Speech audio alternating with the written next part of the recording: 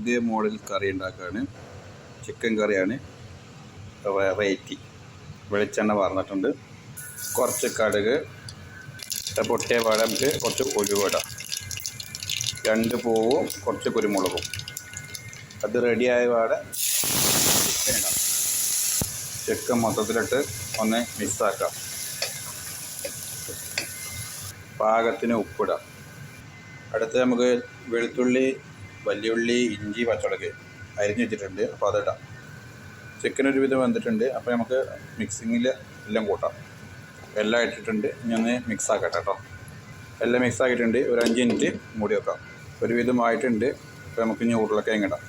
ഇനി നല്ലോണം ഒന്ന് മിക്സാക്കാം. അതേ കൂട്ടത്തിൽ നിന്ന് നമുക്ക് കുറച്ച് തക്കാളി ഇടാം. കുറച്ച് മഞ്ഞൾപ്പൊടി, കുറച്ച് കുരുമുളക് പൊടി, പാകത്തിന് ചിക്കൻ മസാല എല്ലാം പാടെ മിക്സാക്കി അടച്ചേക്കാം. അപ്പോൾ കുറച്ച് വെള്ളം കൂടി പറഞ്ഞ് ചിക്കൻ കറി റെഡി. അപ്പോൾ വെന്താൽ മതി.